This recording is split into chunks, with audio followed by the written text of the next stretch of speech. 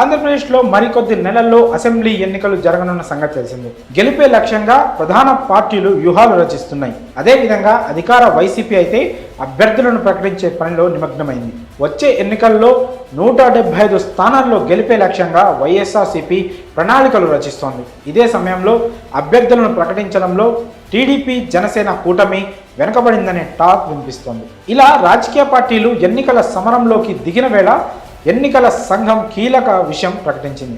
2024 AP ఓటర్ల తుది జాబితాను కేంద్ర ఎన్నికల సంఘం విడుదల చేసింది. జిల్లాల వారీగా ఈ జాబితాను విడుదల చేసింది. సిఇఓ ఆంధ్ర వెబ్సైట్లో జిల్లాల వారీగా తుది ఓటర్ల జాబితాను విడుదల చేసినట్లు ఎన్నికల సంఘం సోమవారం ఒక ప్రకటనలో తెలిపింది. ఇక ఎన్నికల సంఘం విడుదల చేసిన ఓటర్ల తుది జాబితాను జిల్లాలు, అందులో నియోజకవర్గాలు, గ్రామాల స్థాయిలో ప్రచురించింది.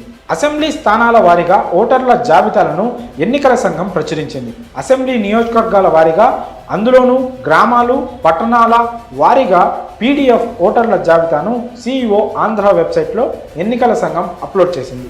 ఓటర్ల జాబితాను ఎక్కడికక్కడే విడుదల చేయాలని ఎలక్షన్ కమిషన్ జిల్లా కలెక్టర్లకు ఆదేశాలు జారీ చేసింది. గత 6 నెలలుగా జిల్లా కలెక్టర్ల ఆధ్వర్యంలో ప్రత్యేక బృందాలు అధికారులను నియమించి ఓటర్ల నుంచి దరఖాస్తులు స్వీకరించారు. కొత్తగా ఓటు హక్కు అర్హత కలిగిన వారి పేర్లను నమోదు చేశారు. కొత్త ఓటర్ల నమోదును వేగవంతం చేశారు. 6 నెలల్లో పలు దశల్లో ఓటర్ల జాబితాను విడుదల చేసి మార్పులు చేస్తూ వచ్చారు.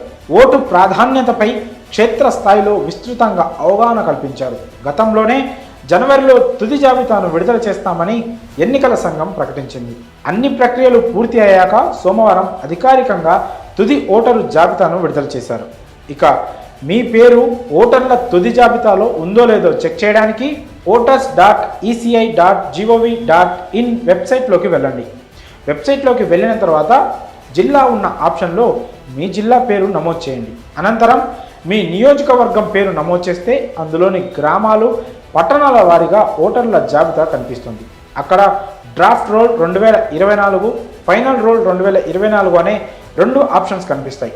వీటి పీడిఎఫ్లను డౌన్లోడ్ చేసుకొని ఆ లిస్ట్లో మీ పేరు ఉందో లేదో చెక్ చేసుకోవచ్చు. ఈ విషయాన్ని మీ ఫ్రెండ్స్ అండ్ ఫ్యామిలీ సర్కిల్లో షేర్ చేసి వారి ఓటు హక్కు ఉందో లేదో చూసుకునేందుకు సహాయపడండి.